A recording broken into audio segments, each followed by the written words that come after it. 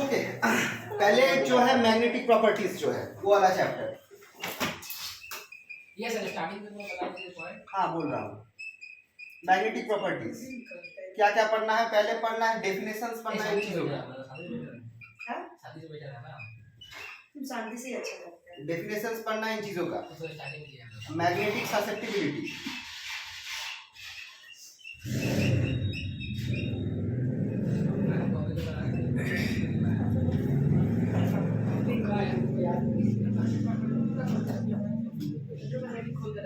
Magnetic susceptibility, magnetic permeability,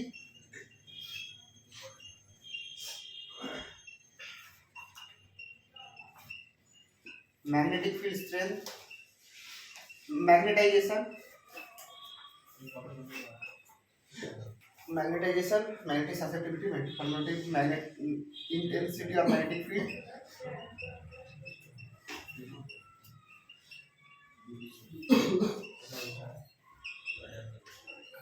magnetic induction,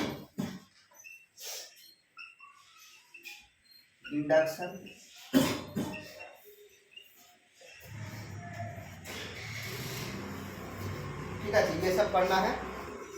Curie temperature,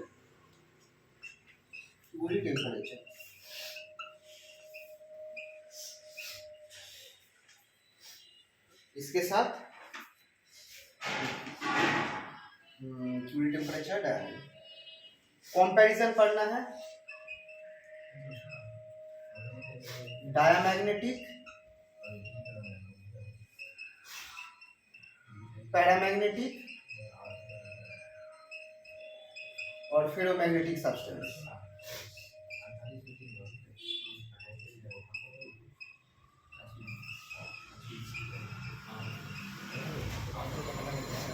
ठीक है, तो डेफिनेशंस, ये सारे डेफिनेशंस पढ़ना है। कंपैरिजन पढ़ना है इन तीनों का, डायमैग्नेटिक, पैरामैग्नेटिक और फेरोमैग्नेटिक सब्सटेंसेस। और एक और पार्ट है जो इस पे से पढ़ना पड़ेगा, वो है इसका पूरा थ्योरी पढ़ना है, थ्योरी ऑफ हिस्टेरिसिस लूप।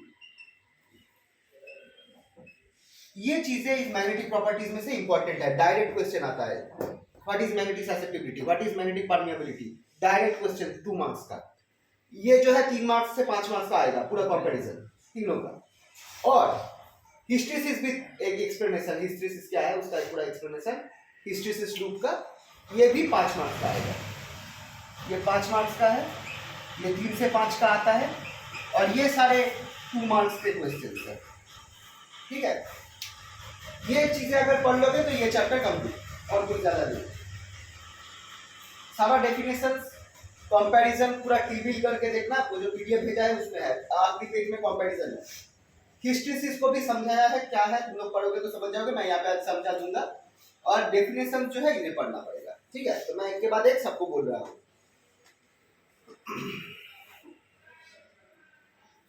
पहले ये लिख लो, या फिर अगर पिक्चर लेना है तो पिक्चर भी ले सकते हो, लेकिन ग्रुप में डालो। ओके, ये हो गया सबका। चलिए,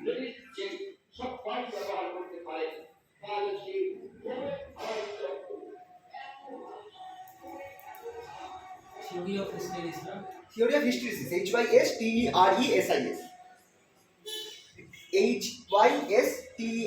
HYSTERESIS, हिस्टेरिसिस।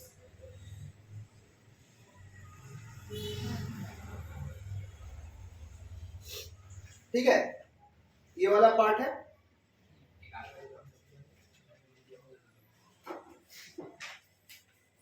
हो गया सबका।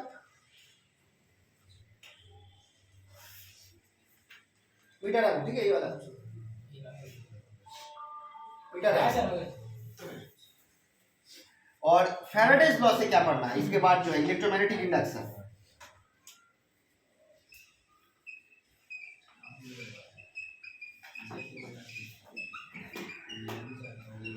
इस पे से डायरेक्ट पढ़ना है फैराडेज लॉ, लेंजेस लॉ, एक ही है, फैराडेज लॉ भी पढ़ता है ये, लेंजेस लॉ मतलब फैराडेज लॉ का ही पार्ट है। ये वाला डायरेक्ट क्वेश्चन आता है 3 मार्क्स 2 मार्क्स का, स्टेट फैराडेज लॉ। अच्छा, मोशनल ईएमएफ, ये वाला भी डायरेक्ट क्वेश्चन हमें आता है। फॉर्मूला है v इक्वल मोशनल ईएमएफ का फॉर्मूला है v equals to magnetic field into velocity into length, ये वाला फॉर्मूला। मोशनल ईएमएफ ये करना पड़ेगा, Faraday's law. Self inductance and mutual inductance, इनका डेफिनेशन।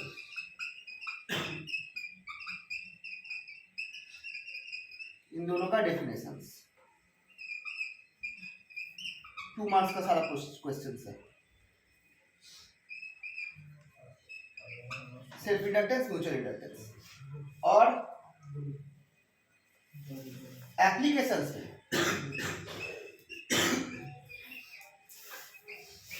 म्यूचुअल इंडक्टेंस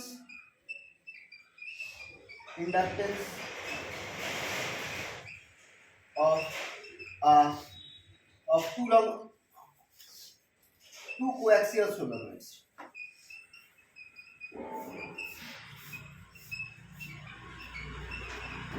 ये वाला बहुत इंपॉर्टेंट है।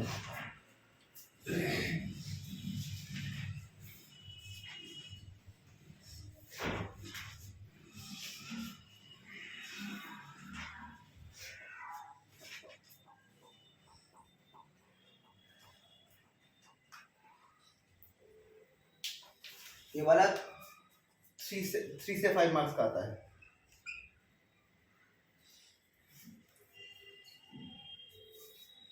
और इसके साथ ही शायद mutual inductance of coaxial coils एक देख रखना, ये ज्यादा इंपॉर्टेंट है। ऊपर वाला कोएक्सियल सोलेनॉइड्स का of 2 coaxial coils, coaxial coils, ये भी 3 मार्क्स का आ सकता है, बट ज्यादा इंपॉर्टेंट सोलेनॉइड है। ये अगर देख लोगे तो फिर तुम लोग का इलेक्ट्रोमैग्नेटिक इंडक्शन भी हो जाएगा। इसके साथ थोड़ा आधा प्रॉब्लम्स देखना पड़ेगा। प्रॉब्लम्स मैंने जो पीडीएफ भेजा है, बहुत सारे प्रॉब्लम्स है, सभी क्लास 12 लेवल प्रॉब्लम्स है। थोड़ा आधा देखना, बट प्रॉब्लम से ज्यादा तुम लोग थ्योरी, क्योंकि तुम लोग का मैंने देखा है क्वेश्चन हमेशा थ्योरी बेस्ड आता है। प्रॉब्लम से एक आधा आ सकता है 2 मार्क्स का, तो वो फॉर्मूला से ही हो जाएगा। अगर ज्यादातर मतलब प्रॉब्लम जो है वो फॉर्मूला से ही हो जाएगा, ठीक है। तो ये दोनों पार्ट करना है। तो चलो अब हम डिस्कशन लिखना हो गया तो बोलना।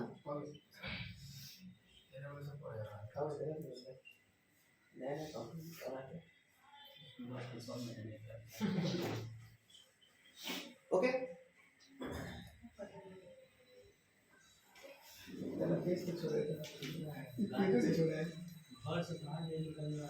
अच्छा अब थोड़ा सा तो स्टार्टिंग में मैं मैग्नेटिक फील्ड से स्टार्ट करता हूँ, मैग्नेटिक प्रॉपर्टीज में से। अच्छा ये सिर्फ मैं एक्सप्लेन कर रहा हूँ, ठीक है। अच्छा ये मैं आज एक्सप्लेन करूंगा, जो भी चीजें हैं सब देखना पीडीएफ में है, तुम लोगों को ढूंढ के लिखना पड़ेगा, ठीक है।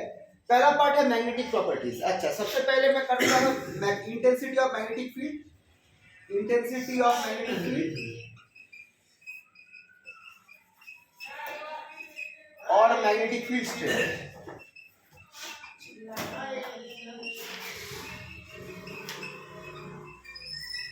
इसे H से रिप्रेजेंट करा जाता है, H equals to mu 0 B, sorry B by mu 0।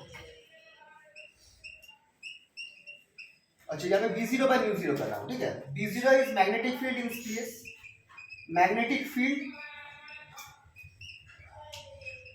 In space, और म्यू 0 है परमिएबिलिटी ऑफ फ्री स्पेस।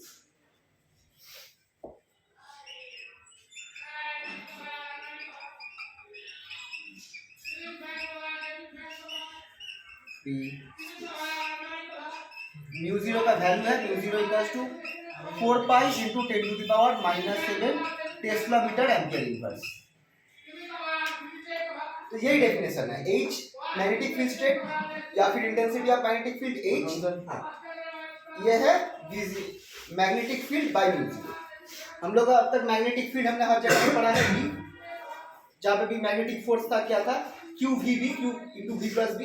तो बी जो है वो मैग्नेटिक फील्ड है। नॉर्मल जो स्पेस में जो मैग्नेटिक फील्ड रहता है वो है मैग्नेटिक फील्ड बी। अगर मैं उसके साथ जो म्यू जीरो है उसको डिवाइड करता हूँ तो मुझे मिलता है मैग्नेटिक फील्ड स्ट्रेंथ एच। ठीक है, तो ये फॉर्मूला ही डेफिनेशन है। So magnetic field strength, if B0 is the magnetic field in space, then magnetic intensity at that point in space is given by H is equal to mu B0 mu by B0। ठीक है, ये वाला formula है magnetic properties. Next part जो है magnetic field, ये सब definition देखना लिखा है। ठीक है, तो इसलिए मैं ज्यादा यहाँ पे हॉल्ट नहीं करना, मैं नेक्स्ट पार्ट में जाना। अब आता है मैग्नेटाइजेशन। मैग्नेटाइजेशन क्या है देखो, मैग्नेटाइजेशन, अच्छा मैग्नेटिक फील्ड स्ट्रेंथ जो है वो मैग्नेटिक फील्ड का एक प्रॉपर्टी है। एक मैग्नेटिक फील्ड एग्जिस्ट कर रहा है स्पेस में, उसका स्ट्रेंथ कितना है वो है H, magnetic field strength. But magnetisation जो है ये प्रॉपर्टी ऑफ अ सब्सटेंस है, not space, material.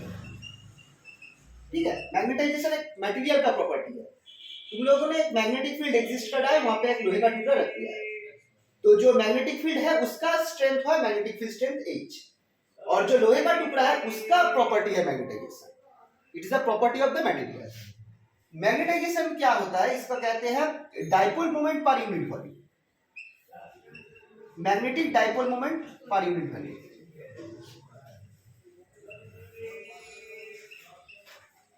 Total magnetic dipole moment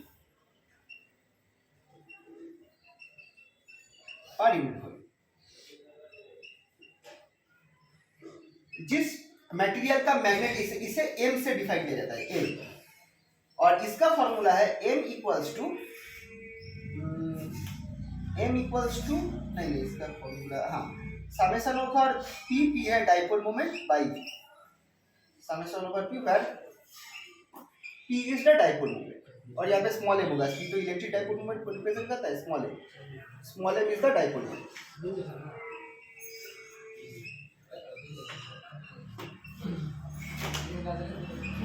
अच्छा, magnetic dipole moment of molecules.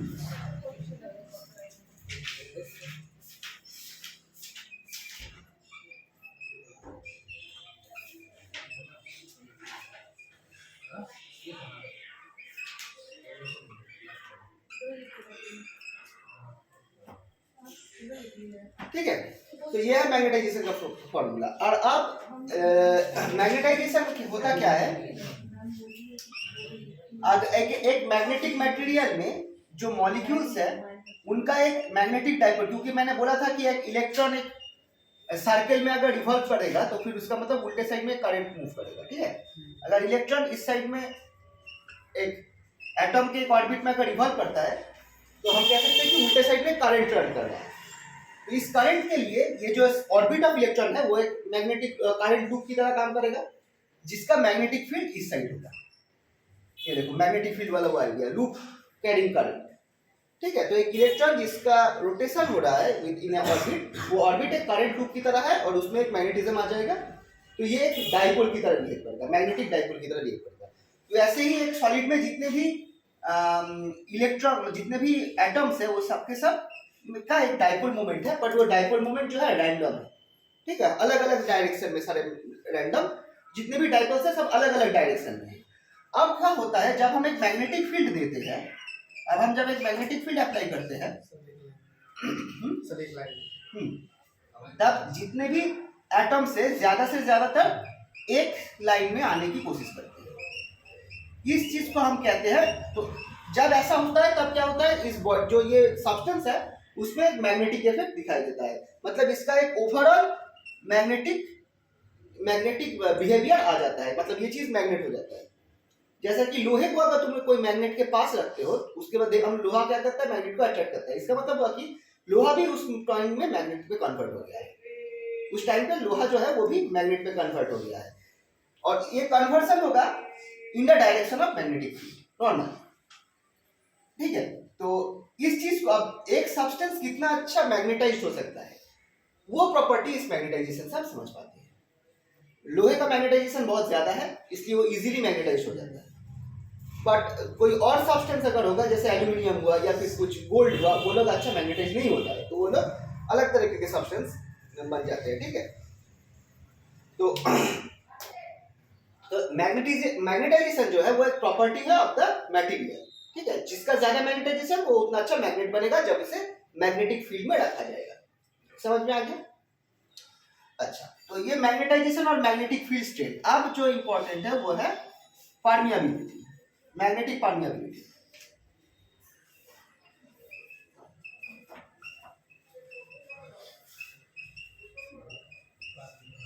Magnetic permeability जो है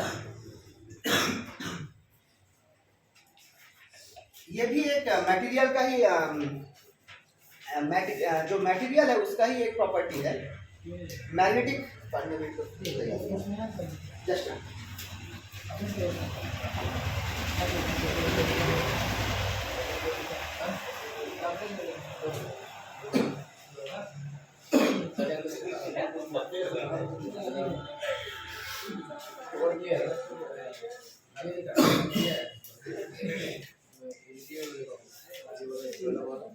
अच्छा, मैग्नेटिक परमियाबिलिटी जो है इस चीज का रेशियो है mu equals to B by H.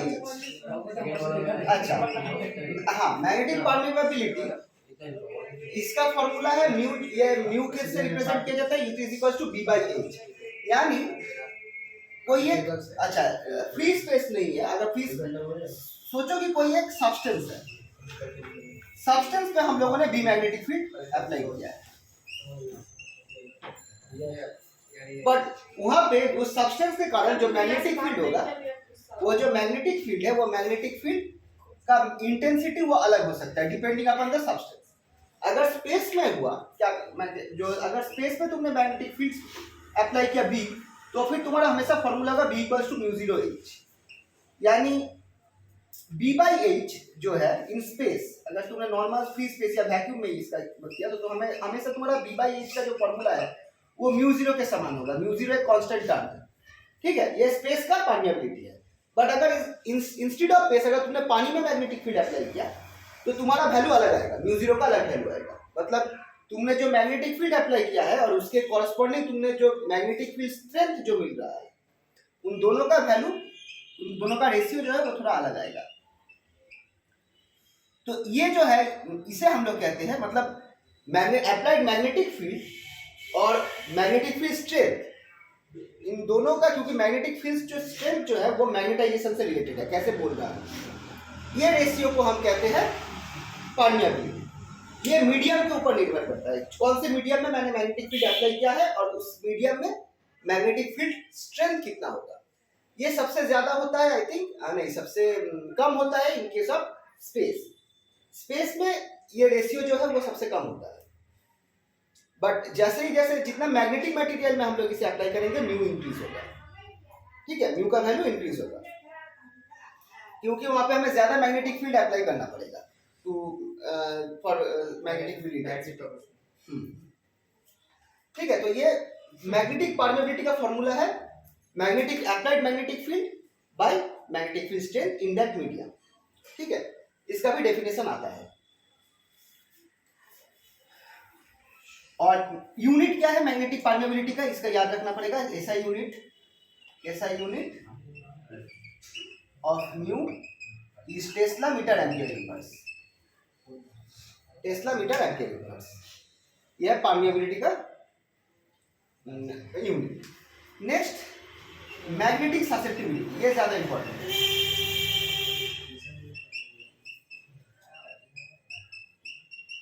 Magnetic susceptibility को इस तरह से जाई एम, इसे कहते हैं जाई, एक्स की तरह लिखना पड़ता है, हाँ, यहाँ पे एम रहेगा। ये रेशियो है magnetisation by magnetic field strength का।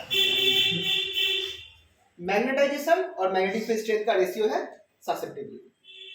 ये जो है मटेरियल का प्रॉपर्टी है।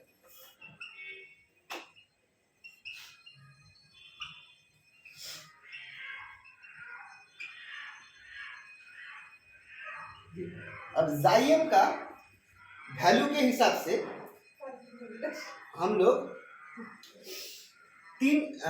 जाइम अगर नेगेटिव हुआ तो जो मटेरियल है वो डायमैग्नेटिक मटेरियल है। जाइएम अगर ग्रेटर देन 0 हुआ तो फिर ये पैरामैग्नेटिक है।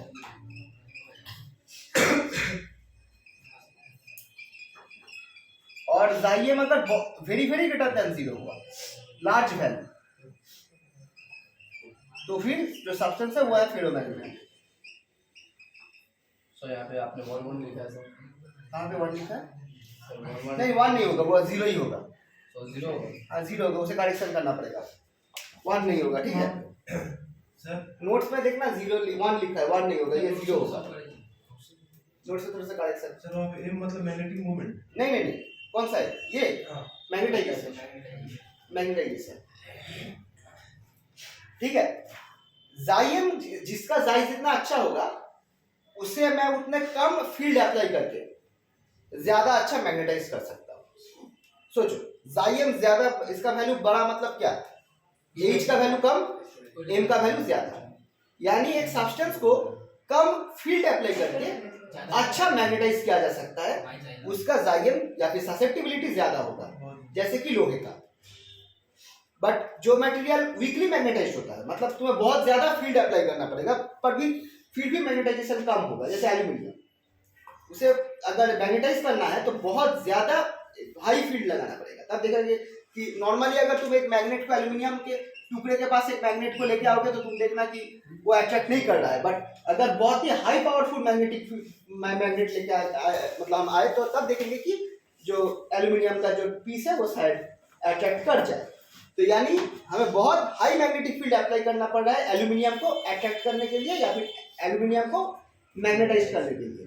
तो एल्यूमिनियम जो है वो पैरामैग्नेटिक कैटेगरी में आता है, वो मैग्नेटाइज होता है बट ऑपोजिट साइड पे, मतलब सॉरी बहुत हाई फील्ड के लिए होता है। Ferromagnetic on the other hand हल्के फील्ड से ही मैग्नेटाइज हो सकता है, जैसे कि आयरन, वो लोग फेरोमैग्नेटिक कैटेगरी में पड़ता है। और उन लोगों का जो ससेप्टिबिलिटी है is very very greater than 1, very very greater than 0, sorry, मतलब बहुत हाई होगा।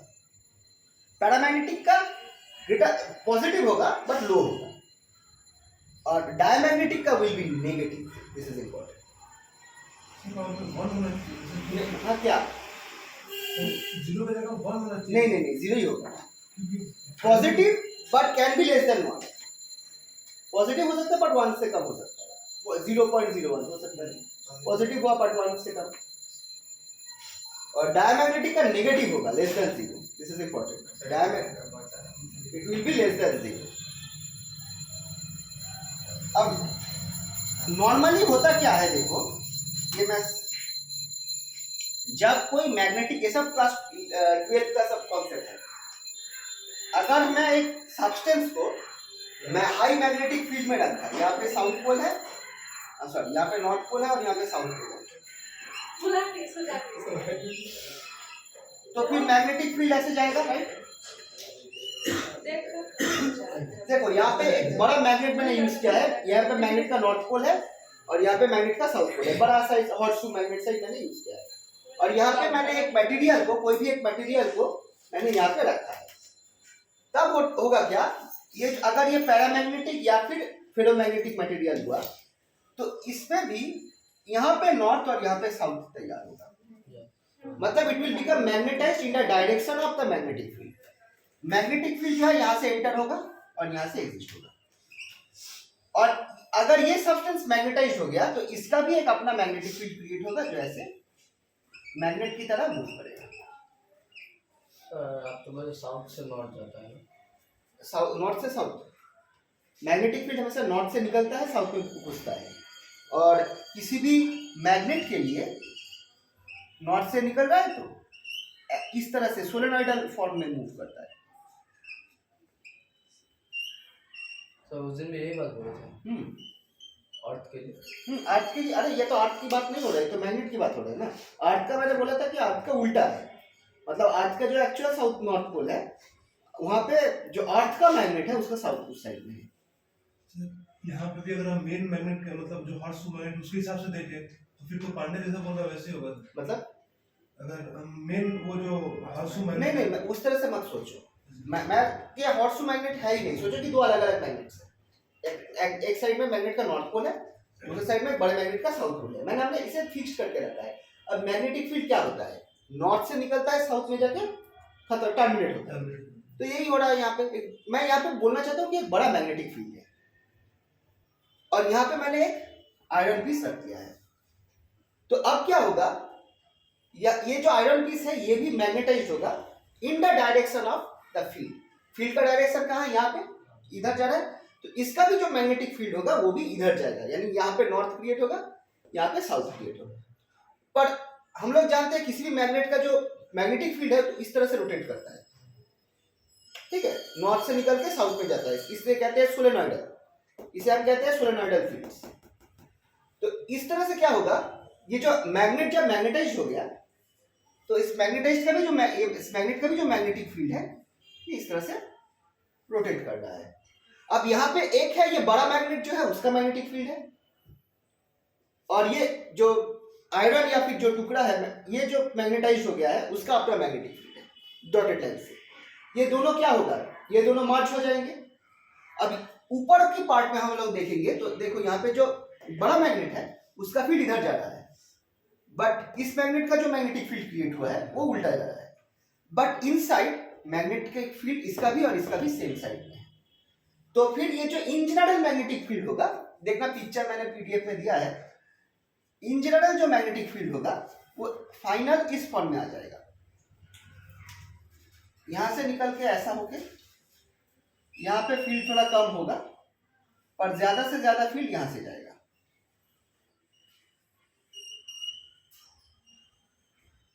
मतलब मैग्नेटिक फील्ड ऊपर और नीचे कम होगा, but inside the magnet by inside the material magnetic field increase हो जाएगा, क्योंकि ये जो मटेरियल है वो मैग्नेटाइज हो चुका है।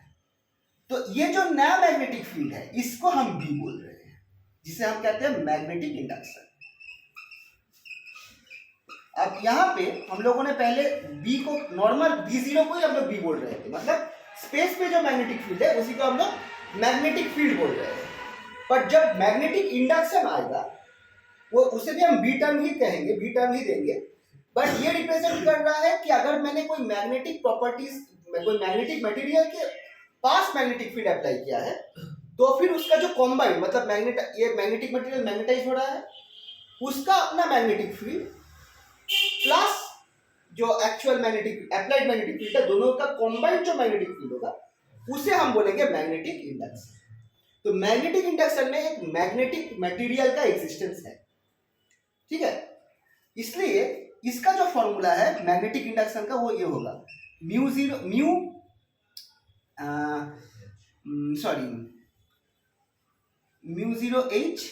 प्लस μ0h प्लस ए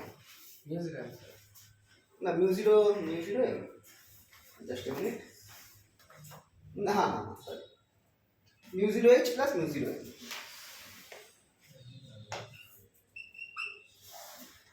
ये जो m टर्म है इसे हम कहते हैं मैग्नेटाइजेशन। अब यहाँ पे एक चीज है, अगर स्पेस में मैग्नेटिक फील्ड है, स्पेस में मैग्नेटिक फील्ड है नॉर्मल, तो फिर वो सिर्फ ये फार्मूला आएगा μ0h। अगर सिर्फ ये फॉर्मूला आया इसका मतलब जो मैग्नेटिक फील्ड है वो स्पेस में है, वो उसे हम मैग्नेटिक फील्ड बोलेंगे। बट अगर मैग्नेटाइजेशन आ गया, यानी वहां पे एक मटेरियल है, मैग्नेटिक मटेरियल है, मैग्नेटिक फील्ड उस मैग्नेटिक मटेरियल के साथ इंटरैक्ट कर रहा है, उसका मैग्नेटाइजेशन भी इसलिए इफेक्ट में आ रहा है, तो ये जो है ये हो गया मैग्नेटिक इंडक्शन। डिफरेंस समझ लेना, अगर सिर्फ स्पेस में मैग्नेटिक फील्ड है, कोई मैग्नेटिक मटेरियल आसपास नहीं है, तो फिर फॉर्मूला होगा B = μ0h, ये वाला हो गया मैग्नेटिक फील्ड जो हम लोगों ने करंट में पढ़ा था। जो मैग्नेटिक फील्ड हम लोग तार के आसपास क्या घूम रहा है, मैग्नेटिक फील्ड B, वो है मैग्नेटिक फील्ड जो स्पेस में, नॉर्मल स्पेस में घूम रहा है। बट अगर कोई मटेरियल, मैग्नेटिक मटेरियल को हम मैग्नेटिक फील्ड में रखते हैं तो फिर मैग्नेटिक मटेरियल मैग्नेटाइज होता है, उसका भी एक फील्ड क्रिएट होता है, दोनों फील्ड मर्ज करके कॉम्बाइंड फील्ड निकलता है, उसका फॉर्मूला है ये वाला। इसे हम कहेंगे मैग्नेटिक इंडक्शन। इंडक्शन क्योंकि ये मटेरियल जो है वो मैग्नेटाइज हो गया है, उसमें मैग्नेटिज्म इंड्यूस्ड हुआ है, इसलिए हम इसे कहेंगे मैग्नेटिक इंडक्शन। तो μ0 कॉमन लेके ये हो जाएगा μ0h प्लस ए, ठीक है। अब यहाँ पे एक चीज देखो, अब किसी भी मटेरियल का जो शायद ये इस मैग्नेटिक मटेरियल का इसका एक परमियाबिलिटी होगा। परमियाबिलिटी का क्या फॉर्मूला बोला था, B/H। तो यहां से हमें H कॉमन लेना पड़ेगा।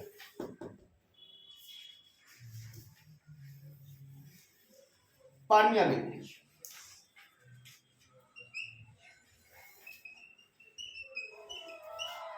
Mu equals to B by H, B equals to mu zero H plus अच्छा, अगर बी बाई एच लाना है तो क्या करना पड़ेगा, एच को कॉमन लेना पड़ेगा। म्यू जीरो एच को बाहर लिया, 1 प्लस एम बाई, अब इस एच को नीचे लाओ, B by H equals to mu zero 1 plus M by H. अच्छा, बी बाई एच क्या होगा, म्यू जीरो 1 प्लस, अब एम बाई एच क्या होगा, मैग्नेटिक ससेप्टिबिलिटी। ये एक रिलेशन इंपॉर्टेंट है, गिव द रिलेशन, क्वेश्चन आ सकता है 2 नंबर का, give obtain the relation between, obtain the relation between magnetic susceptibility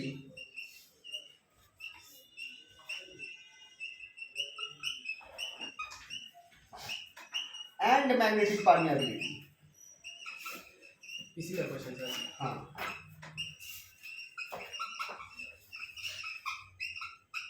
two marks का क्वेश्चन, ये प्रूफ आ सकता है। दोनों को डिफाइन करना पड़ेगा, यानी फॉर्मूला लिखना पड़ेगा कि क्या मैग्नेटिक ससेप्टिबिलिटी क्या है, मैग्नेटिक परमेबिलिटी क्या है, मैग्नेटिक इंडक्शन का फॉर्मूला लिखना पड़ेगा, एच को कॉमन लेके नीचे बढ़ रहा है तो बस 2 मार्क्स का ये question. Obtain the relation between magnetic, ये भी इंपॉर्टेंट है। नॉर्मली कॉम्बाइंड क्वेश्चन में आता है कि define magnetic susceptibility and magnetic permeability, obtain the relation between, combined question.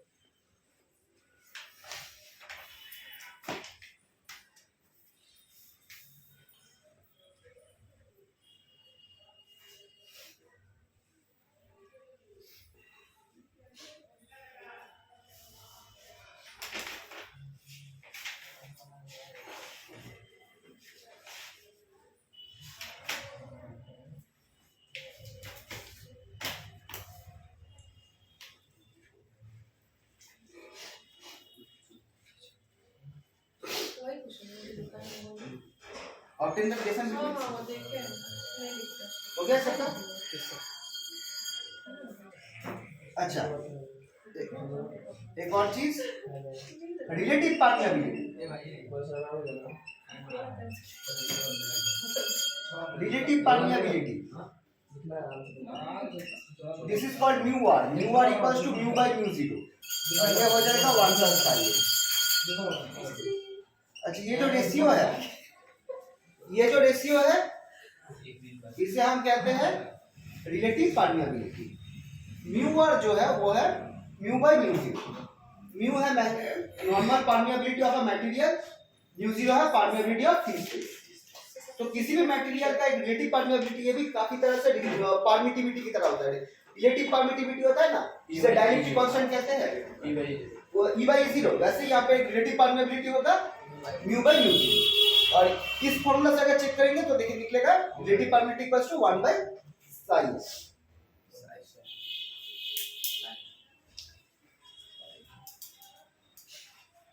Okay,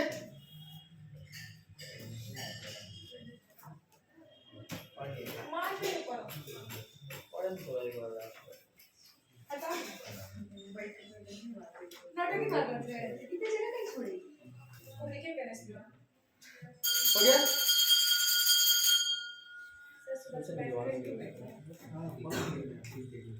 अब मैग्नेटिक सब्सटेंस,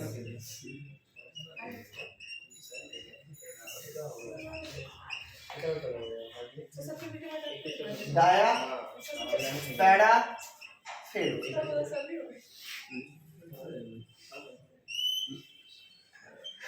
डायामैग्नेटिक, पैरामैग्नेटिक और फेरोमैग्नेटिक।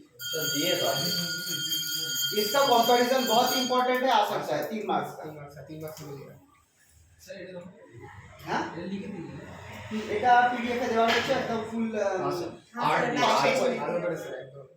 8 करके মেন আইডিয়াস গুলো বলছি। 7 या से 3 5 का डायमैग्नेटिक 7 जो डायमैग्नेटिक है, हम 6 याद किए इसमें 6 बोलो तो जो डायमैग्नेटिक है, बोल दिया तुमको सुन डायमैग्नेटिक जो डायमैग्नेटिक है वो लोग वीकली मैग्नेटाइज होता है, वीकली मैग्नेटाइज होता है ऑपोजिट टू द फील्ड। जो डायमैग्नेटिक होता है सो एम जो है वो प्रोपोर्शनल टू माइनस एच होगा।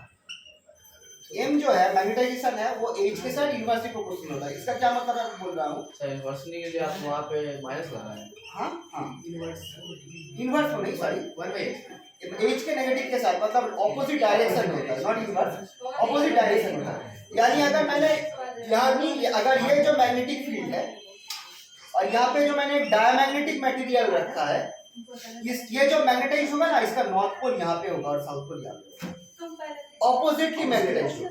तो सोचो कि ये जो बड़ा मैग्नेट है इसका एन यहाँ पे है, तो ये जो है रिपेल करेगा, डायमैग्नेटिक सब्सटेंस को रिपेल करेगा।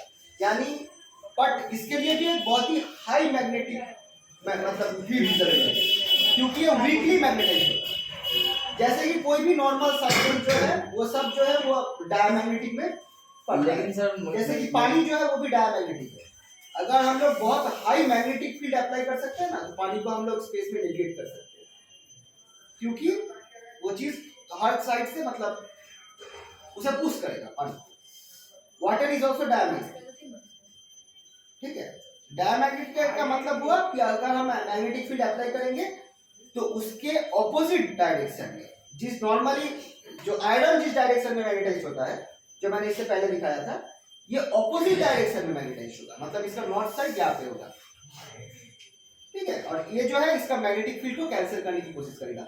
डायमैग्नेटिक अच्छा जो फेरोमैग्नेटिक का मैंने पिक्चर देखा था वो कैसा था, अंदर से जा रहा है, मैक्सिमम फील्ड जो है वो मैग्नेट के अंदर कॉम्प्रेस्ड हो गया है। डायमैग्नेटिक के लिए क्या होगा, जो मैग्नेटिक फील्ड है वो ऊपर से जाएगा, मतलब मैग्नेट के ऊपर से।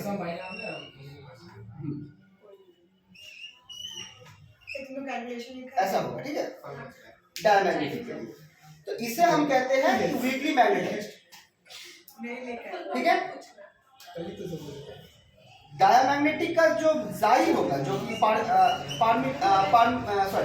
ससेप्टिबिलिटी वो नेगेटिव होगा, लेस देन 0। म्यू जो है वो होगा greater than 0 but small, sorry less than 1 होगा।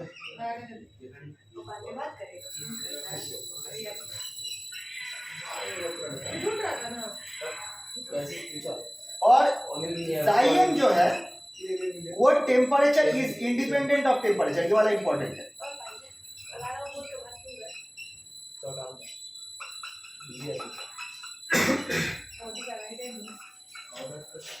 जाइएम जो है डायमैग्नेटिक सब्सटेंस के लिए ये वाला एक इंपॉर्टेंट प्रॉपर्टी है।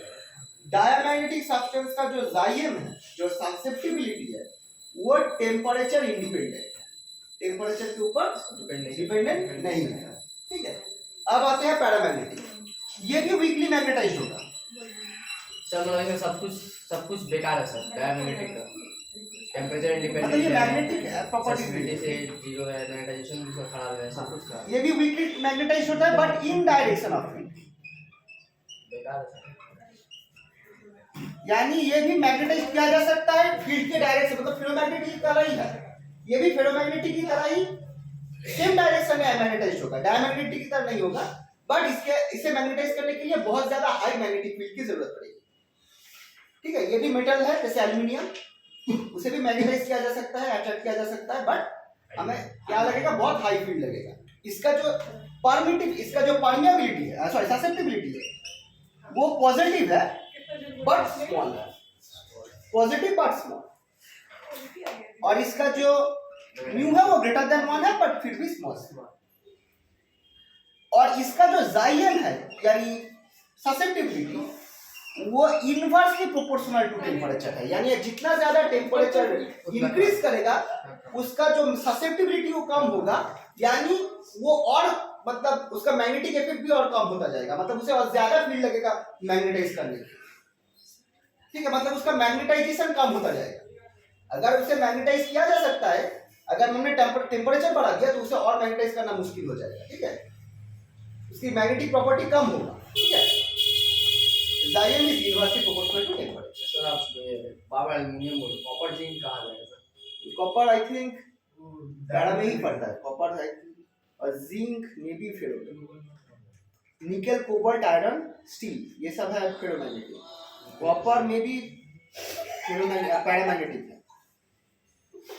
ओके, फेरोमैग्नेटिक ये स्ट्रांगली मैग्नेटाइज्ड होता है। रिया इधर फोन करे फिर उधर फोन कर हाँ तो बोले एक बार हाँ फ्री तो हो क्या जाओ। होता है? इन डायरेक्शन ऑफ फील्ड। अरे लिखने वाले को अच्छा इन लोगों का, अच्छा ये जो है ना, इन लोगों का कुछ एग्जांपल देखना, मैंने लिखा है, कुछ एग्जांपल देखना पड़ेगा। एग्जांपल आ सकता है, गिव 2 एग्जांपल्स ऑफ फेरोमैग्नेटिक और 2 एग्जांपल्स ऑफ पैरामैग्नेटिक आ सकता है, तो एग्जांपल देख के रखना। सर एग्जांपल ऐसा ऐसे तो नहीं ना पूछ देगा कि कॉपर जिंक किसमें से कौन सा मैग्नेटिक, फेरोमैग्नेटिक या पैरामैग्नेटिक है। ये सब ऐसा तो बहुत एग्जैक्ट याद ऐसा नहीं होगा। हमारा मान नहीं सकते। साइम जो है वो वेरी वेरी ग्रेटर देन 0 होगा, यानी पॉजिटिव होगा बट वैल्यू लार्ज होगा। न्यूएम भी है, वो भी वेरी वेरी ग्रेटर देन 1 होगा। और जाइम जो है वो भी proportional to 1/2, inversely proportional to temperature. अरे यार सुनो ना, अरे इसका भी जो जाइम है वो भी इनवर्सली प्रोपोर्शनल टू टेम्परेचर है। ठीक है, तो ये जो है मैग्नेटिक सब्सटेंस का मैंने यहाँ पे छोटा सा दिया है, बट पीडीएफ में देखना, बड़े से लिखा हुआ है, उसे अच्छे से याद करना पड़ेगा। ठीक है, और एक चीज है जो फेरोमैग्नेटिक सब्सटेंस है वो हिस्टेरिसिस शो करता है। हिस्टेरिसिस क्या है मैं बोल रहा हूँ, पैरामैग्नेटिक डायमैग्नेटिक हिस्टेरिसिस शो नहीं करता है। हिस्टेरिसिस मैं बोल रहा हूँ क्या होगा। ओके, ये वाला पार्ट हुआ सबका। ठीक है, ये है पीडीएफ में। ठीक है, नो प्रॉब्लम। कंपैरिजन को पढ़ना पड़ेगा, ये बहुत इंपॉर्टेंट है, आता है क्वेश्चन। ओके, ये वाला आ गया। नेक्स्ट पार्ट, अच्छा Curie temperature, very important, 2 marks के क्वेश्चन के लिए आता है। सर इसमें क्यूरी टेम्परेचर आप बोले हैं सर? हाँ अच्छा, इसमें क्यूरी टेम्परेचर का डिफिनेशन लिखा हुआ है? हाँ लिखा है, देखो चेक करो, फेरोमैग्नेटिक के आसपास होगा। द टेम्परेचर above which, अच्छा, ferromagnetic substance become paramagnetic.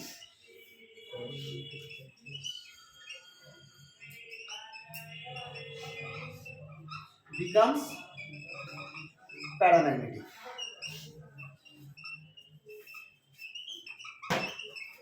Is called Curie temperature. ये भी इंपॉर्टेंट है, 2 मार्क्स क्वेश्चन में आता है। What is Curie temperature, define Curie temperature. Curie temperature देखो, पैरामैग्नेटिक सब्सटेंस का जैसे जैसे हम लोग टेम्परेचर इंक्रीज करेंगे उसका, सॉरी फेरोमैग्नेटिक सब्सटेंस का, उसका ससेप्टिबिलिटी जो है वो इनवर्सली प्रोपोर्शनल टू टेम्परेचर है। यानी अगर हमने टेम्परेचर इंक्रीज किया तो उसका जो मैग्नेटिक प्रॉपर्टी है वो कम होता जाएगा। होते होते अगर हमने एक पार्टिकुलर वैल्यू तक टेम्परेचर इंक्रीज कर दिया तो जो फेरोमैग्नेटिक है वो पैरामैग्नेटिक में कन्वर्ट हो गया। उसको हम पॉइंट इज टेम्परेचर उस टेम्परेचर को हम कहेंगे क्यूरी टेम्परेचर।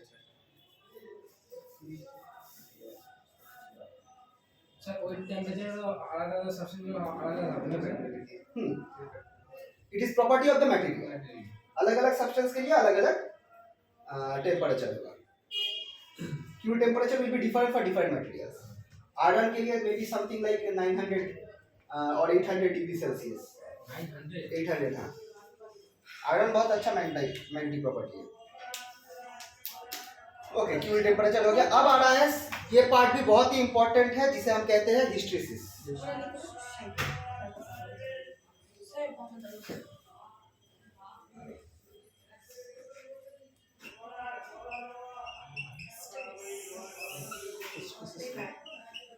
ओके, अच्छा आप बोलो कि मैग्नेटाइजेशन जो है वो क्या है।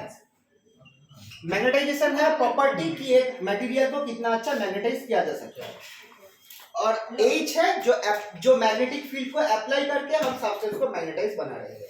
मतलब एक कोई भी एक मटेरियल है, ये अभी नॉन मैग्नेटिक है, इसे अगर हमें मैग्नेटाइज करना है तो क्या करना पड़ेगा, बाहर से मुझे मैग्नेटिक फील्ड देना पड़ेगा, बाहर से मुझे मैग्नेटिक फील्ड देना पड़ेगा। अगर हम मैग्नेटिक फील्ड देंगे तो फिर क्या होगा, यहाँ पे ये जो सब्सटेंस है वो नॉन मैग्नेटिक था पर अब मैग्नेटाइज हो जाएगा, अब इसमें मैग्नेटिक बिहेवियर आ जाएगा। तो अब हम कितना फील्ड इंक्रीज करेंगे और फील्ड इंक्रीज करने से ये मैग्नेटिक सब्सटेंस का मैग्नेटाइजेशन कैसे इंक्रीज होगा, इसको हम यहाँ पे देखेंगे इन ग्राफ।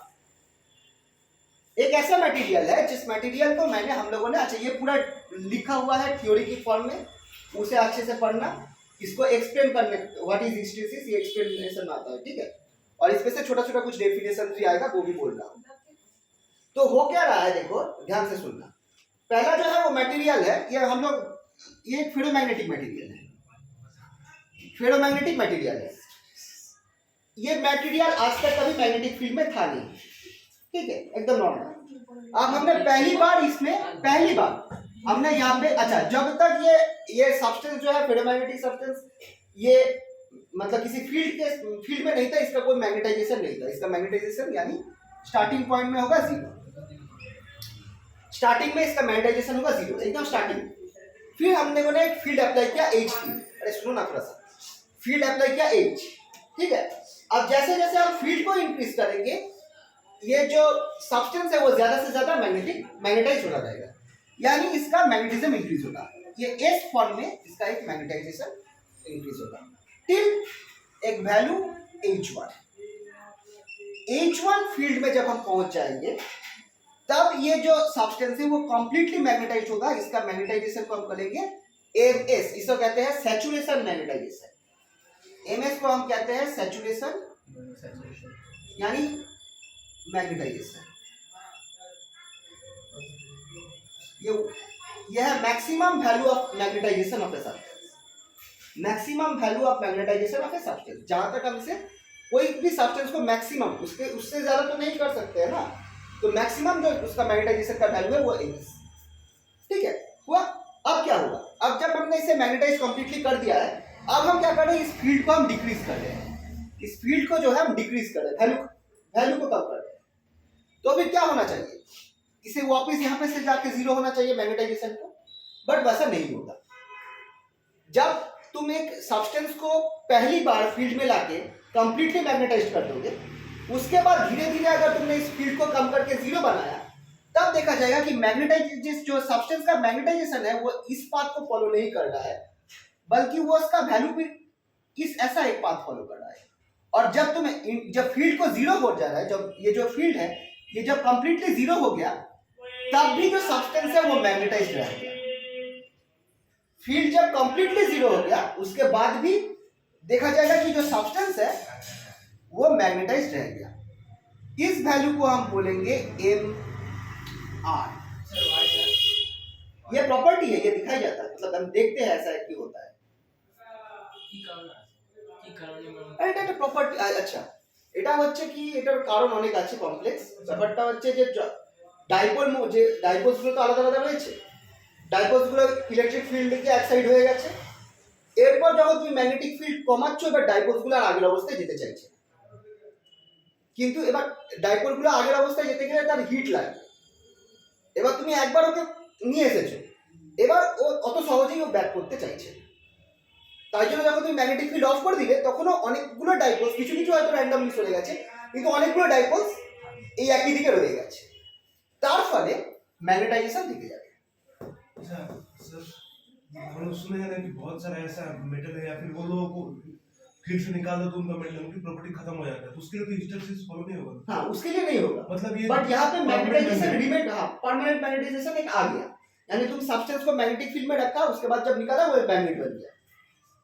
इस तरह को मटेरियल, तो ये जो उसका ये सब्सटेंस का मैग्नेटिक प्रॉपर्टी है, ठीक है, मतलब कोई मैग्नेटिक फील्ड नहीं है, फिर भी ये जो है ये मैग्नेट बन गया। নষ্ট তো করাই যাবে না, हाँ कर सकते हैं, करा जाए, बोल चाहिए। तो ठीक है, इसको हम, ये जो मैग्नेटिक फील्ड जो रह गया, इसको हम कहते हैं रेमिनेंट मैग्नेटाइजेशन।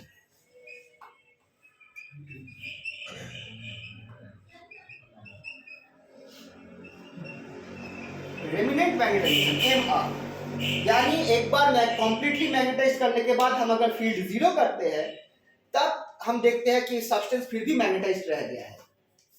इस वैल्यू को, इसके सब्सटेंस के इस मैग्नेटाइजेशन वैल्यू को हम कहते हैं रेमनेंट मैग्नेटाइजेशन। सर इसको रिटेंटिविटी भी बोलते हैं ना सर? हाँ सेम, रेटेंटिविटी और रेमनेंट मैग्नेटाइजेशन। अब क्या होगा, अब अगर मुझे इस सब्सटेंस को डीमैग्नेटाइज करना है, यानी पहले की तरह इसका कोई मैग्नेटाइजेशन नहीं रहेगा, वो करने के लिए मुझे क्या करना पड़ेगा, मुझे रिवर्स में एक मैग्नेटिक फील्ड अप्लाई करना पड़ेगा।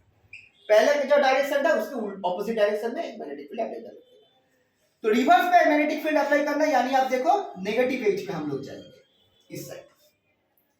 ग्राफ के जैसे जैसे हम मैग्नेटिक फील्ड रिवर्स में इंक्रीज करेंगे तब हम लोग देखेंगे कि इस तरह से जा रहा है और इस पॉइंट में आके जीरो हो रहा है। इस पॉइंट में आके मैग्नेटाइजेशन जीरो हो गया। इस वैल्यू का फील्ड को हम बोलेंगे HC, minus HC। Minus HC को हम कहेंगे cohesive field, cohesive field sir.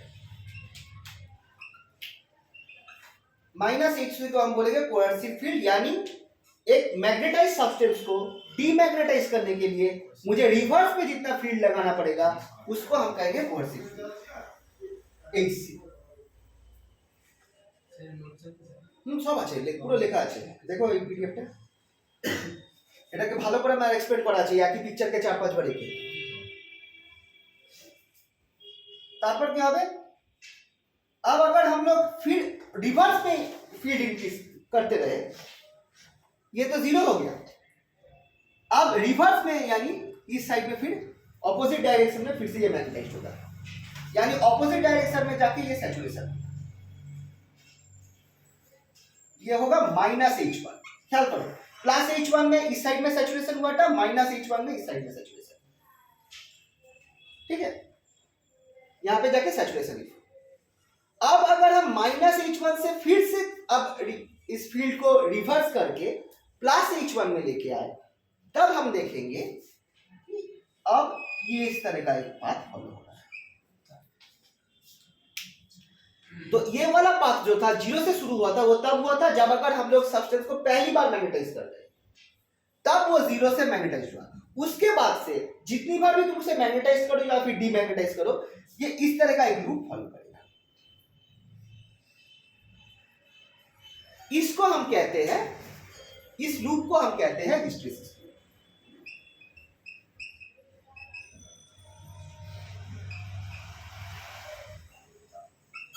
या फिर MH लूप, और या फिर इसे हम BH लूप भी कह सकते हैं अगर हम लोग M के जगह पे यहाँ पे B यूज करें। B जो है वो भी मैग्नेटिक फील्ड मैग्नेटाइजेशन से के जगह पे, अगर सॉरी H के जगह M के जगह पे, मैग्नेटाइजेशन के जगह पे अगर हम लोग मैग्नेटिक इंडक्शन यूज करें B को, तो फिर ये लूप सेम पिक्चर होगा, उसको हम कहेंगे BH hysteresis loop, MH loop और BH लूप। और इस पूरी कंप्लीट प्रोसीजर में, यानी हम लोगों ने मैग्नेटाइज था सब्सटेंस, कंप्लीट मैग्नेटाइजेशन में था H1 फील्ड, वहां से हम लोगों ने क्या किया, फील्ड को उल्टे डायरेक्शन में माइनस H तक रिवर्स किया, फिर हमने वापस रिवर्स किया प्लस H। ये जो कंप्लीट प्रोसेस होता है ना, इसमें एक अमाउंट ऑफ एनर्जी लॉस हो जाता है। उस अमाउंट ऑफ एनर्जी जो है वो इस फील्ड के, मतलब ये जो ग्राफ है, ये जो इस ग्राफ का जो एरिया है, उतना अमाउंट ऑफ एनर्जी लॉस होता है, उसको हम कहते हैं हिस्टैरिसीस लॉस। हिस्टैरिसीस लॉस, ठीक है। तो फिर यहां से फर्स्ट क्वेश्चन आ सकता है कि हिस्टैरिसीस को एक्सप्लेन करना, व्हाट इज हिस्टैरिसीस, तो इस चीज को समझाना पड़ेगा। ये 3 मार्क्स से क्वेश्चन में आ सकता है।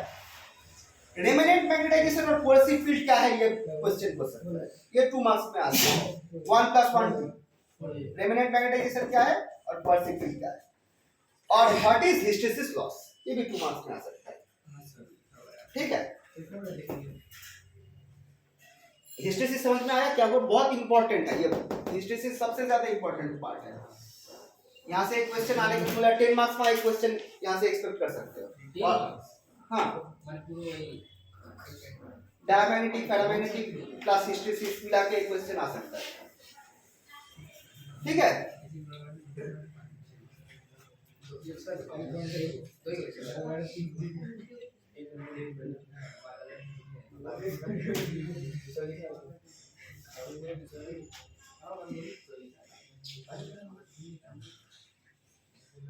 ओके, ये वाला पार्ट हो गया सबका।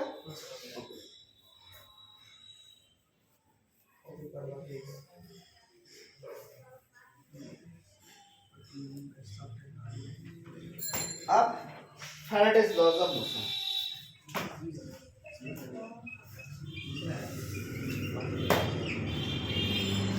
अच्छा, इलेक्ट्रोमैग्नेटिक इंडक्शन।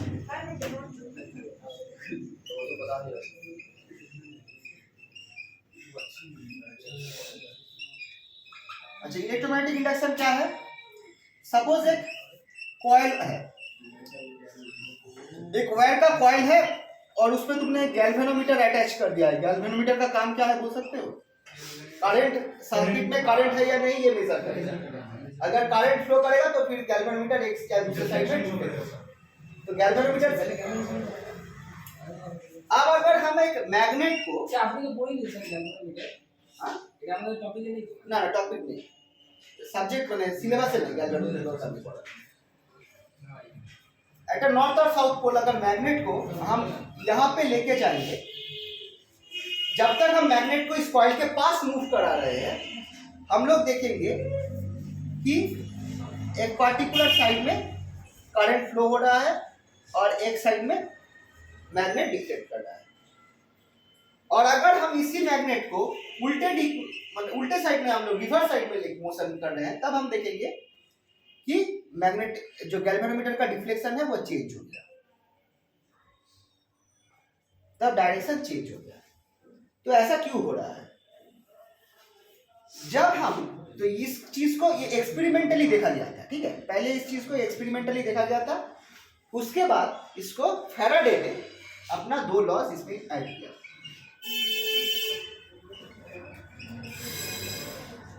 क्या अगर ये मैग्नेट को हम इस लूप के पास, इस कॉइल के पास लेके जाएंगे तो क्या होगा?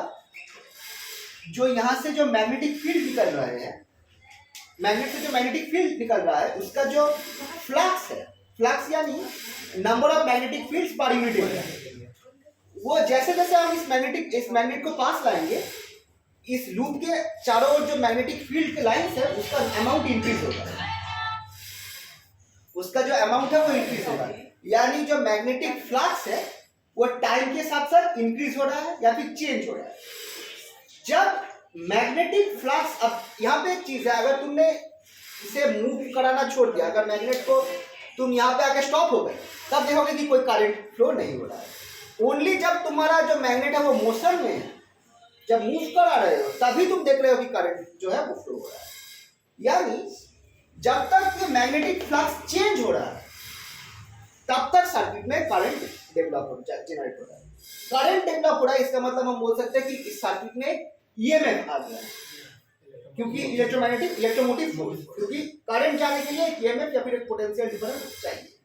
तो क्योंकि इस सर्किट में करंट आ रहा है, तो हम कह सकते हैं कि जब हम मैग्नेट को पास ला रहे हैं, तब क्या हो रहा है? यहाँ पे इलेक्ट्रोमैग्नेटिक या इलेक्ट्रोमोटिव फोर्स जनरेट हो रहा है, या यहाँ पे करंट फ्लो हो रहा है। ठीक है, समझ में आ गया? तो अब ये जो, तो यही है फैराडेज फर्स्ट लॉ, जो बोल रहा है कि जो ईएमएफ जनरेट हो रहा है कि वो proportional to D phi M D. Phi M जो है वो है मैग्नेटिक फ्लक्स। यानी जब फ्लक्स टाइम के साथ चेंज होता है किसी एक लूप में, उसमें एक ईएमएफ, इलेक्ट्रोमोटिव फोर्स जनरेट होता है, जिसे हम कहते हैं इंड्यूस्ड ईएमएफ। इसे हम कहते हैं इंड्यूस्ड ईएमएफ। ये है फैराडेज फर्स्ट लॉ। और अगर इस कॉइल में n नंबर ऑफ टर्न्स है, एक टर्न नहीं है, n नंबर ऑफ टर्न्स है, तब जो फॉर्मूला है वो हो जाएगा E proportional to n d phi m dt। This is Faraday's first law. Rate of change of flux produces a current. अब यहाँ पे एक चीज देखा गया, अगर मैं मैग्नेट को इस साइड पे लेके आता हूं, तब क्या होगा? तब करंट एक डायरेक्शन में फ्लो होगा, साइड इस डायरेक्शन में फ्लो होगा, और जो गैल्वेनोमीटर है वो ऐसा डिफ्लेक्शन शो करेगा, यानी करंट इस डायरेक्शन में जा रहा है। ठीक है, क्यों ऐसा हो रहा है? देखो, बात हो रहा है कि जब हम लोग इस फ्लास्क को हम यहाँ पे सामने ला रहे हैं तो फिर ये जो कॉइल है उस कॉइल में करंट का फ्लो ऐसे हो रहा है कि जैसे कि कॉइल में इस साइड में नॉर्थ और इस साइड में साउथ पोल इंड्यूस हो रहा है। देखो सोलेनॉइड का आइडिया याद है, जब एक कॉइल में हम करंट भेजते हैं तो उसमें एक मैग्नेट, सोलेनॉइड जो है वो एक मैग्नेट की तरह बिहेव करता है। उसका एक नॉर्थ पोल होता है और एक साउथ पोल होता है। नॉर्थ पोल कैसे तैयार होता है? जिस साइड में काउंटर क्लॉकवाइज करंट मूव करता है उसमें उस साइड नॉर्थ तैयार होता है, और जिस लूप में साउथ क्या गया क्लॉकवाइज होता है वो वाला साउथ पोल होता है। तो जब हम मैग्नेट को पास लेके आएंगे करंट का फ्लो ऐसा होगा कि हम लोगों को लगेगा कि इस साइड में नॉर्थ पोल क्रिएट हुआ है और इस साइड में साउथ पोल क्रिएट हुआ है। तो अब यहाँ पे देखो, जब हम इस मैग्नेट को पास ला रहे हैं तब ये इस लूप में जो इंड्यूस्ड ईएमएफ तैयार हो रहा है ऐसा हुआ है कि इस यहाँ पे नॉर्थ पोल, इस लूप में यहाँ पे नॉर्थ पोल क्रिएट होगा और यहाँ पे साउथ पोल क्रिएट होगा। तो फिर ये देखो हम लोगों को ये रिपेल करेगा, राइट, इस मैग्नेट को, और पास आने से रोकेगा। उस हिसाब से करंट ऐसे फ्लो करेगा। बट जब हम इसी मैग्नेट को उल्टा लेके जाएंगे तब क्या होगा? करंट का डायरेक्शन चेंज हो जाएगा। साउथ पोल जनरेट होगा। हाँ, तब यहाँ पे साउथ जनरेट होगा और यहाँ पे नॉर्थ जनरेट होगा। मतलब सर वो खुद को ही अपोज करेगा ना। हाँ, इसी को हम लेंज लॉ कहेंगे। लेंस यानी एक टाइम पे ये मैग्नेट को पास आने से रोक रहा है और जब दूर जाने से दूर जाने नहीं दे रहा ठीक है, पास भी नहीं आने दे रहा है, दूर भी नहीं आने दे रहा है। जिले नहीं दे रहा सर। इसको कहते हैं, ये है जो सेकंड लॉ है, इसे हम कहते हैं लेंजेस लॉ, कि जो करंट है वो अपोज करता है that its cause the induced EMF oppose the cause producing. और लेंजेस लॉ का मैथमेटिकल फॉर्म हो जाएगा E = -m d∅m dt। ये नेगेटिव साइन ही लेंज लॉ है कि जो इंड्यूस्ड ईएमएफ है it opposes the cause producing.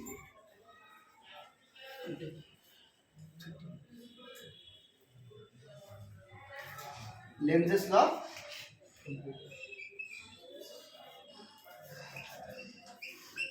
the EMF, the induced EMF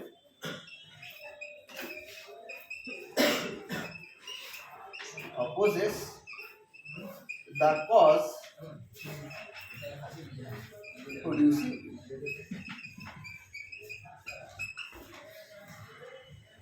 तो फैराडेज फर्स्ट और सेकंड लॉ पढ़ना है, 2 नंबर के मार्क्स, 2 नंबर के क्वेश्चन में याद है, ठीक है? इतना बड़ा लॉ है। यहाँ तो छोटा लॉ है, 2 लाइन लिखना पड़ेगा। मैंने लिख तुम्हें क्या पिक्चर आगे तुम्हें समझाना पड़ेगा क्या? सिर्फ 2 लाइन है। एक E = जो rate of change of flux causes an induced EMF, और सेकंड है ये लॉ। ये जस्ट 2 लाइन लिखना है, बट फार्मूला जरूर देना, ठीक है?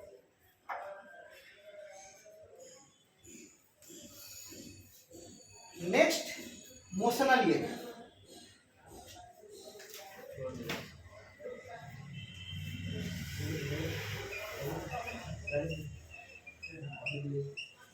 मोशनल ईएमएफ क्या है? देखो सर नेक्स्ट जगह आए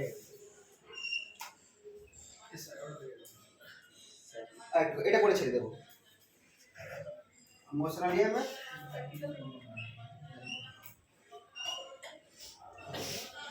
अगर एक कंडक्टर को मैग्नेटिक फील्ड में, अच्छा क्रॉस मैंने मैग्नेटिक फील्ड को क्रॉस किया है,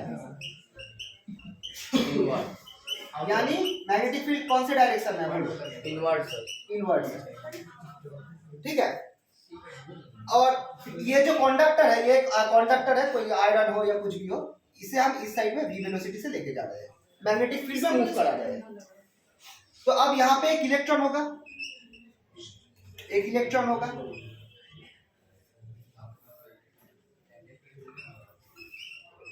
अब क्या होगा बोलो? इस इलेक्ट्रॉन के साथ क्या होगा? इसके ऊपर किस तरह का मैग्नेटिक फोर्स किस डायरेक्शन में काम करेगा अगर हम इसे मैग्नेटिक फील्ड में इस तरह से मूव कराएं? सो मैग्नेटिक फील्ड में मूव करवा रहा है, मैग्नेटिक फील्ड का डायरेक्शन दिखा रहा है। यहाँ पे है, सर डाउनवर्ड होगा सर। और वेलोसिटी यहाँ पे है, तो फिर ये एक इलेक्ट्रॉन है negatively charge, perpendicular force upward लगेगा सर। V से B और थंब जो है वो फोर्स को दिखाता है, याद आया? हाँ सर। बट ये इलेक्ट्रॉन है नेगेटिवली चार्ज। अच्छा तो उल्टा हो जाएगा फिर डाउनवर्ड। मैग्नेटिक फोर्स नीचे की तरफ काम करेगा, डाउनवर्ड ही बोला। ठीक है। मैग्नेटिक फोर्स का वैल्यू कितना होगा? Fm equals to E V B। sin theta मैंने क्यों नहीं लिखा बोलो? तो 90 sin 90 होता है। V और B में 90 डिग्री एंगल है, हम लोग परपेंडिकुलर मैग्नेटिक फील्ड में मूव कर रहे हैं, ठीक है। तब अब देखो, अगर यानी इस कंडक्टर में जितने भी इलेक्ट्रॉन्स हैं, सब इलेक्ट्रॉन्स में क्या होगा? एक मैग्नेटिक फोर्स काम करेगा डाउनवर्ड, तो सारे इलेक्ट्रॉन्स नीचे चले जाएंगे, सारे नहीं, मैक्सिमम इलेक्ट्रॉन्स नीचे चले जाएंगे, तो नीचे माइनस नेगेटिव चार्ज एक्यूमुलेट हो जाएगा। और अगर नीचे एक नेगेटिव चार्ज एक्यूमुलेट हो रहा है, तो फिर इसका मतलब क्या हुआ? ऊपर क्या होगा? एक पॉजिटिव चार्ज एक्यूमुलेट होगा। तो अब देखो, पहला तो एक मैग्नेटिक फोर्स काम कर रहा है, इसके लिए हुआ क्या? इसमें तो बहुत सारे इलेक्ट्रॉन्स है, करोड़ों इलेक्ट्रॉन्स है, काफी अमाउंट ऑफ इलेक्ट्रॉन्स नीचे आके जमा हो गए, और इसके कारण नीचे एक नेगेटिव पोटेंशियल क्रिएट हुआ क्योंकि इलेक्ट्रॉन्स यहाँ पे आके जमा हो रहे हैं, और ऊपर एक पॉजिटिव पोटेंशियल क्रिएट हुआ क्योंकि यहाँ से इलेक्ट्रॉन नीचे जाते हैं, राइट। पर सारे इलेक्ट्रॉन्स अभी तक नीचे नहीं पहुंचे।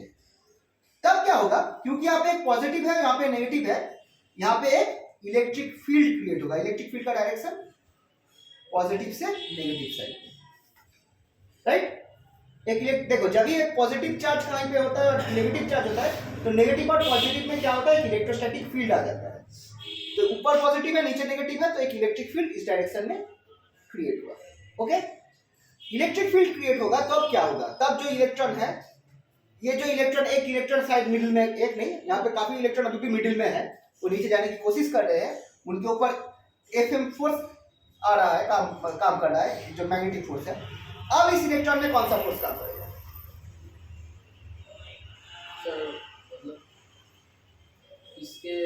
यहाँ पे इलेक्ट्रिक फील्ड आ गया है, तो फिर जो इलेक्ट्रॉन, जितने भी इलेक्ट्रॉन सब सेंटर में हैं, जिनके ऊपर Fm मैग्नेटिक फोर्स काम कर रहा है, क्योंकि हम इस कंडक्टर को मूव कर रहे हैं मैग्नेटिक फील्ड, सारे इलेक्ट्रॉन्स के नीचे, सारे इलेक्ट्रॉन पर डाउनवर्ड साइड में एक मैग्नेटिक फोर्स काम कर रहा है। बट अब एक इलेक्ट्रिक फील्ड जनरेट हो गया है, तब एक उल्टा इलेक्ट्रिक फील्ड काम करेगा या नहीं? हाँ सर, क्योंकि इलेक्ट्रॉन का जो इलेक्ट्रिक फील्ड पर फोर्स ऑपोजिट डायरेक्शन में, फील्ड के ऑपोजिट डायरेक्शन में फोर्स काम करता है। ये होगा इलेक्ट्रिक फोर्स Fe का वैल्यू क्या होगा? सर सेम ही होगा।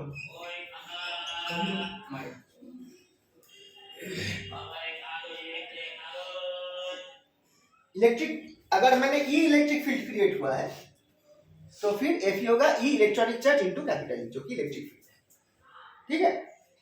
अब इस कंडक्टर का एक लेंथ है, इस कंडक्टर का एक लेंथ है, L लेंथ है। अब लेंथ के साथ अगर इस पूरे लेंथ में E इलेक्ट्रिक फील्ड क्रिएट हुआ है, इलेक्ट्रिक फील्ड का एक फॉर्मूला है,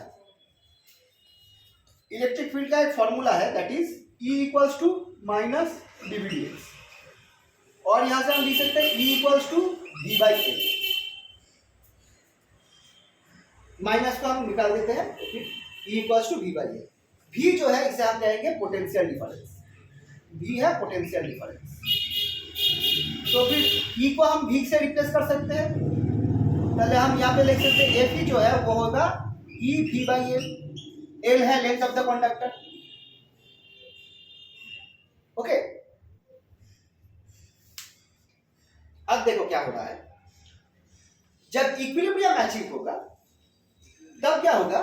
ये दोनों फोर्स सेम हो जाएंगे, सेम मतलब वैल्यू के हिसाब से दोनों फोर्स अलग है, एक इलेक्ट्रिक फोर्स है, दूसरा मैग्नेटिक फोर्स है, एक डाउनवर्ड काम कर रहा है, एक अपवर्ड काम कर रहा है, बट इक्विलिब्रियम में ये दोनों फोर्स का वैल्यू जो है वो सेम हो जाएगा।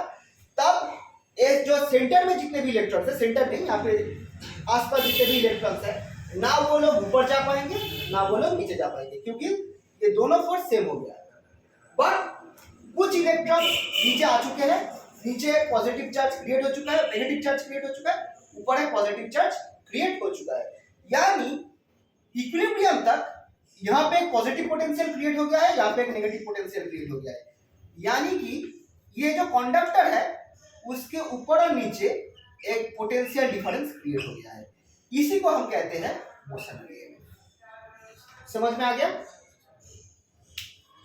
तो उस मोशनल ईएमएफ का वैल्यू क्या है? मोशनल ईएमएफ का वैल्यू क्या है? एट इक्विलिब्रियम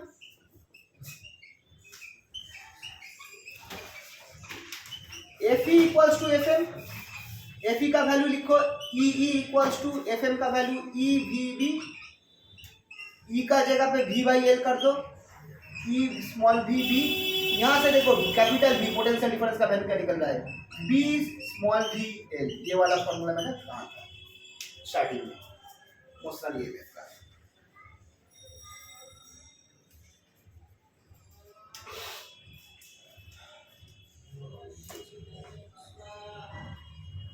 तो स्मॉल v वेलोसिटी है ना, small v is the velocity, जिस वेलोसिटी में हम कंडक्टर को मूव कर रहे थे।